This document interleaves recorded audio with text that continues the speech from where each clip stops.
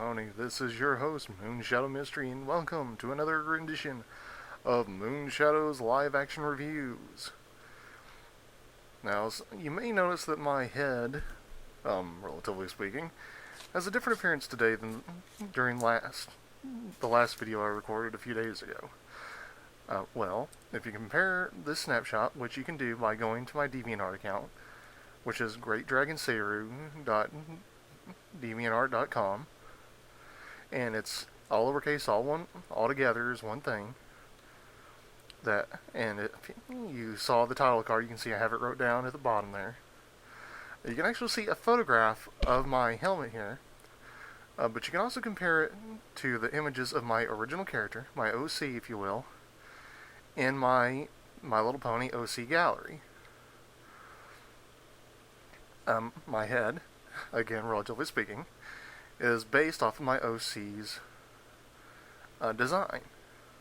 I'm fairly certain I explained this last time, but because I've changed it a little bit, if the light's getting it just right, you can kind of see that the rainbow color of my changeling eyes is visible, my nostrils, my mouth, all that. And yes, I do have my glasses on, because even my changeling wears glasses just like I do. But anyway, let's get down to business. Today's episode, which today is being October 1st, 2016. And for those who aren't aware, the Equestria Girls movie number 4, Legend of Everfree, should be premiering today. I do recommend and ask that those who are wanting to see it, please support the official release. I can't really stress that enough, and I apologize for moving my head a lot. You know, I'm trying to keep myself in focus on the camera. But I do stress that I would like everyone who's a fan of the series to please support the official release of both the show and the movie franchise. Now, with that out of the way, there are spoiler warnings ahead for anyone who has, for whatever reason, not had a chance to see Season 6, Episode 22, Pony Point of View. And I understand that some may not get to. Apologize for that.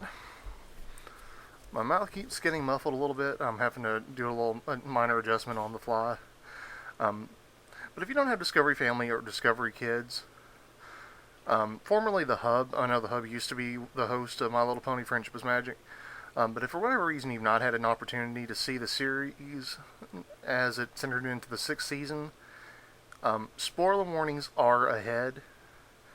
I know I just said that, but again, I got a little distracted trying to fix, my voice. So, without further ado, here's my first thoughts after the initial watching of the episode. Now, the episode opens up, as a lot of them seem to do these days, with Twilight and Spike eagerly awaiting news from their friends.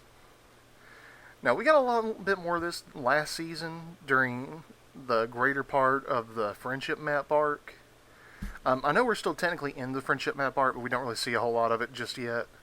In Season 6, we have maybe one, I believe, issue revolving around it. But anyway, we see Spike and Twilight on their way to the Ponyville train station, where they are awaiting the eager return of Pinkie Pie, Rarity, and Applejack, who were all out together on a cruise. Or what they call a cruise. I don't think they actually... I don't know if I would call it a cruise or not. I've never been on one, but... Anyway, when they arrive, they're anything but happy.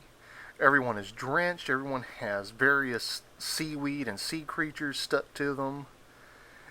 And all three of them go off in a huff away from one another without speaking a word.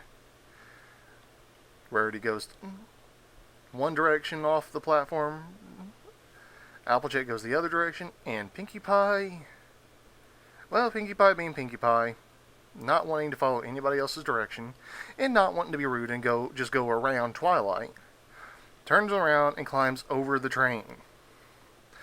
Again, Pinkie Pie being Pinkie Pie.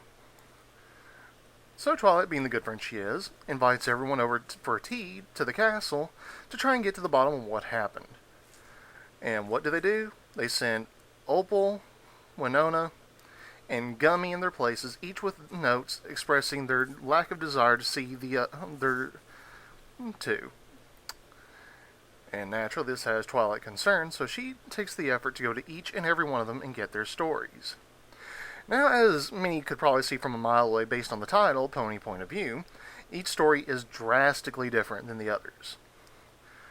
Okay, maybe not drastically different, but I like to call this episode, well, I would say like to, I mean, I've thought of it during the watching, but I call this the Flanderization episode. Why do I say that? And I'm fairly certain my compatriot Silverquill, I know he's not technically my compatriot, we're not overly familiar with one another, I have had a minor correspondence with him, but I have admiration for the man, especially for his comedic talents. But I'm sure Silverquill himself will be approaching this when he finally gets around to doing the review. He's been very busy with a lot of work, and I understand that, a lot of reviewers, myself included, have other things going on besides YouTube. So I understand, jobs, family, wife, and various other things keep us busy.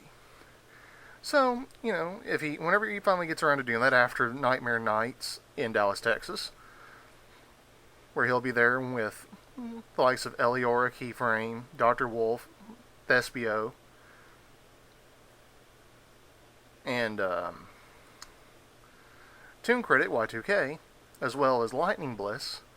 Maybe after he gets back, we'll get to see his thoughts. Or they may do it live in person. I mean, he has done that a few times, and if he does, I hope I get to see the recording, because unfortunately, I'm not getting to go. Anyway, enough of me getting off topic. Again, as we expect with this type of video, every pony's got their own point of view. And again, I call this the Flanderization episode, because each pony that's telling their side of the story goes above and beyond to Flanderize those around them. Unfortunately, I would say that Applejack's views of both Rarity and Pinkie Pie is perhaps the worst example of Flanderization in this episode. I won't count Rarity's views on Applejack, purely because it doesn't really touch on any of Applejack's primary qualities. If anything, I would say they gave the perfect example of what Captain Ahab from the Moby Dick novel by Herman Melville, wonderful read, if you're into classic literature, is worth picking up the book and reading it. But that's kind of what she reminded me of. She kind of reminded me of Ahab. Just completely obsessed during Rarity's flashback. According to Rarity, it's Applejack's fault. Again, referring to Captain Ahab. She goes fairly light on Pinkie being Pinkie, just trying to have fun and being a little under-enthusiastic about Rarity's preferences on things. Then we naturally... Now, we get a fairly funny moment with Rarity early on, although unfortunately the show staff kind of Flanderizes her a little bit. Not because of her elegance, but because of her overreacting. Since season 1, she's been known for major reactions when things don't go her way. And we get a pretty good example of this when Twilight arrives at the Carousel Boutique, where instead of trying to save the wardrobe she wore on the cruise, she flat out throws it in the trash. She literally takes it, doesn't even bother to address the fact that Twilight is trying to make a recommendation on how to save it, which is very nice on Twilight's behalf, considering she knows Rarity, she understands Rarity's love of fashion, and she wants to do what she can to help Rarity save the piece that she more than likely worked very hard on creating from scratch. And unfortunately, Rarity, being in the state of mind she is, just tosses it out. And at worst, it was wrinkled, damp, and a little muddy. I mean, seriously, a little OxyClean and a cold, warm rinse probably do okay. Now, I did laugh a little bit with the crab in her hair. Not because there was a crab in her hair, but because of the mild little bit of banter between her and the crab. I can't remember word verbatim what it was, but the crab just kind of gives this little, like, the whole eye roll and I ain't got to listen to this kind of crap. Then we get to Pinkie Pie. Now, Pinkie Pie is a little more upbeat despite everything, though she seems a little irritated after hearing Rarity's story from Twilight. Thankfully, we didn't have to listen to Twilight convey it. But we see that Pinkie Pie naturally is under the impression that it is not Applejack's fault. Now, at first we think, well, Pinkie Pie's actually going to be the reasonable one for once. Nope. It's Rarity's fault. And Rarity, this is where the flanderization of Rarity first comes into play. Now, I say first comes into play because this is a little bit more reasonable. Rarity being Rarity, over-preparing, over-packing fashion, and just being a little bit over the top for the sake of elegance. And given the fact that we got a moment during It Ain't Easy Being Breezy's where she wore a ridiculous amount of sequins, her outfit is not completely out of the realm of possibility. Her behavior, that's another story. I mean, she's had moments where she's kind of been dismissive like that, but not quite this bad. We have the once again, the convenience of no explanation on how they got to shore if they shipwrecked out at sea. And yes, they did shipwreck out at sea. I apologize. I should have mentioned that earlier. That's how Rarity's story ended. But yeah, apparently the ship wrecked. Pretty straightforward, plain and simple. If my shirt is a little glaring to anybody watching right now, I apologize. I'm trying a different lighting source. To make myself a little more visible. I noticed in the last couple of videos it was a little bit dark on me. I tried my phone's built-in light at one point, but it didn't really do the job. Right now I have a desk lamp. I wish I could point it to you. I can't. The webcam's built into the laptop and I'd have to pick the whole thing up, and I don't want to deal with that right now. But anyway, it's pretty bright. And my shirt, being the color it is, it's actually kind of a grayish color. It's unfortunately just reflecting a lot of light. Then we get to Applejack. After Pinkie Pie gets interrupted by burning cupcakes. Oh my. Yeah, you don't want to be around Pinkie Pie when desserts get burnt. It's not pretty. Then we get to Sweet Apple Acres and Applejack, who, much like Pinkie Pie, says that the previous stories are, well, they're a bunch of crap. But unfortunately, Applejack sees it as both Pinkie's and Rarity's faults. Now, as we're listening to all three of these stories, little tidbits kind of are in each of them, a little bit heavier in one than the other, naturally. But this is where the flanderization gets horrific. And I guess it's because they're all angry, but they go above and beyond with Applejack's story to make Rarity look like this overzealous, self-centered fashionista, and Pinkie this blissfully ignorant dolt. And unfortunately, this is the direction a lot of fans thought these two characters were going from Season 1. We were thankfully proven wrong, but unfortunately, this is kind of like the embodiment of those fears. So we fast forward past AJ's story, and once again past the tug of war that ends up going on over Applejack's map. And again, I apologize. I know I'm skipping out on a few details. This is all ad-lib.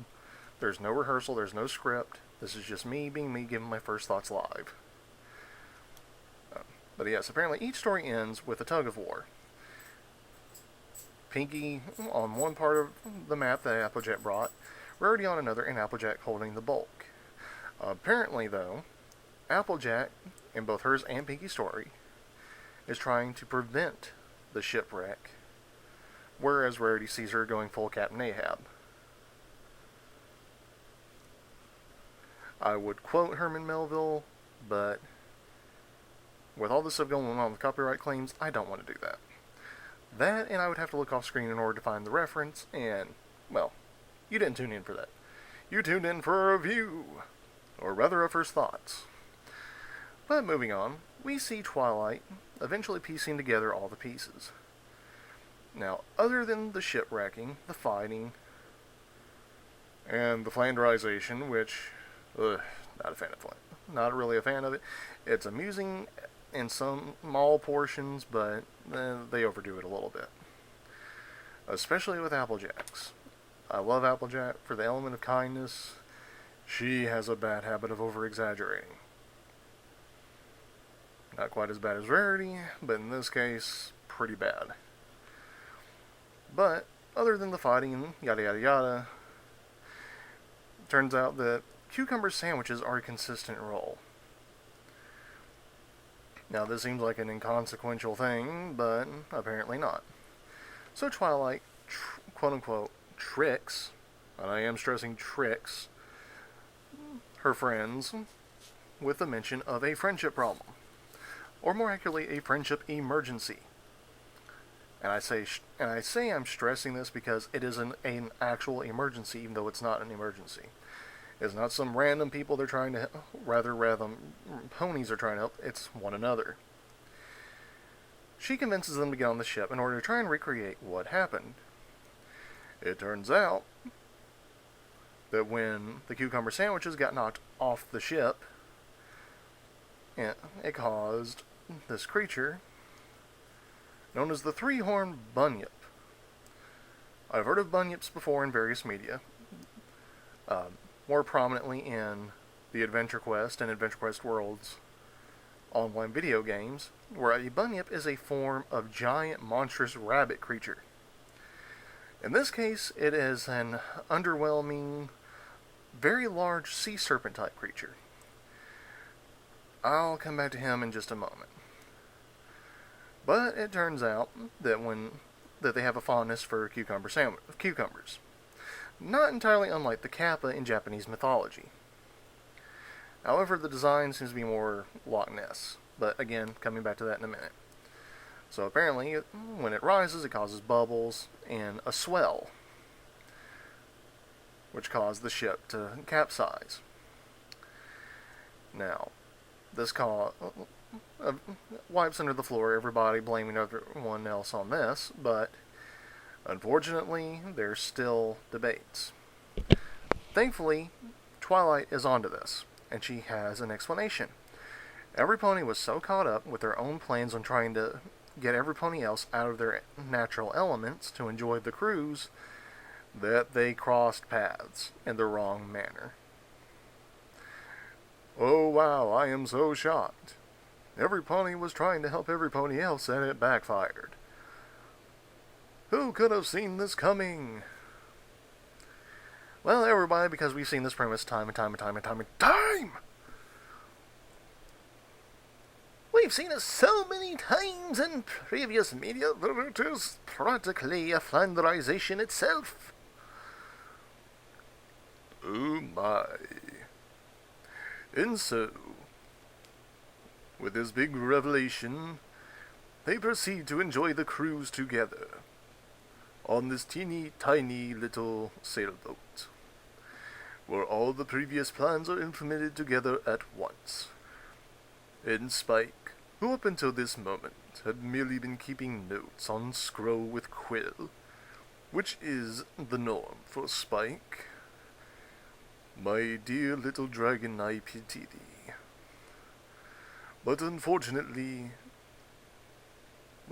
fortunately, he finally gets a break and an ice cream sundae. Which, oh my gosh, it had my mouth watering. I'm not entirely sure why, but I have had a sweet tooth like crazy the past couple of weeks and it is driving me bonkers. I momentarily satiated it with an apple, but, well, now my mouth is watering again. I don't even like sundaes, and it's got me craving one. But anyway, going back to the bunyip in the room. This is the most underwhelming aspect of this episode, in my opinion. Now, normally I praise DHX Media and Hasbro for introducing new characters and new creatures into the My Little Pony franchise. Unfortunately, the design aspect of this one, it felt like it belonged in another franchise.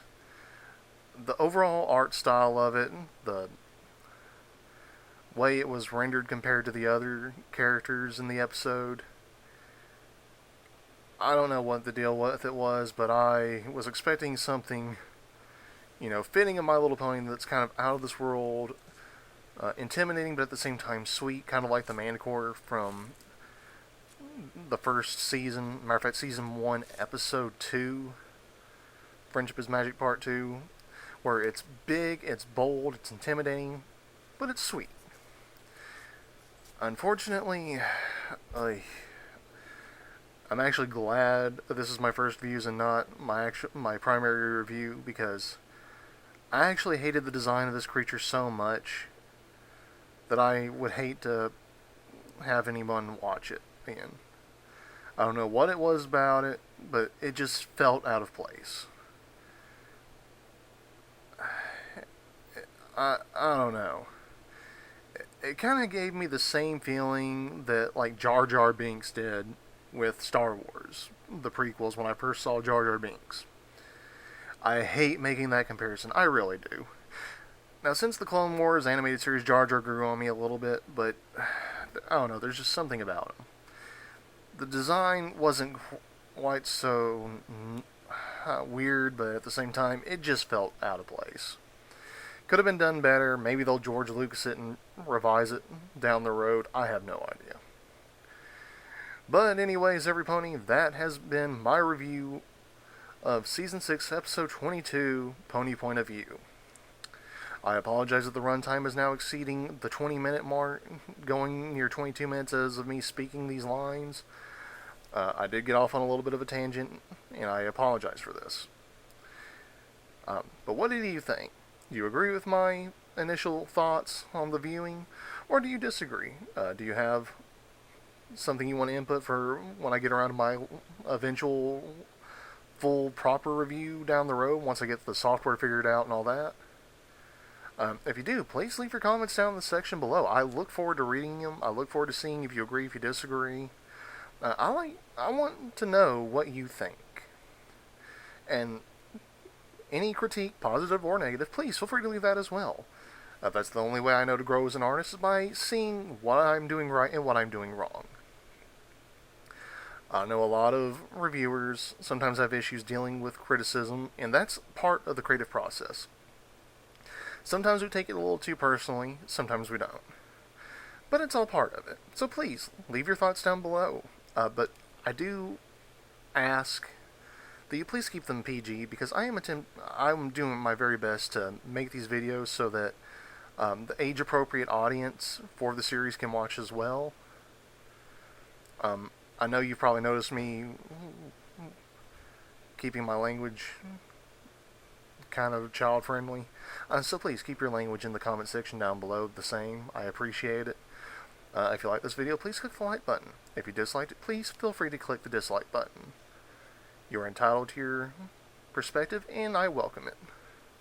If you liked this video and want to see more, please click subscribe.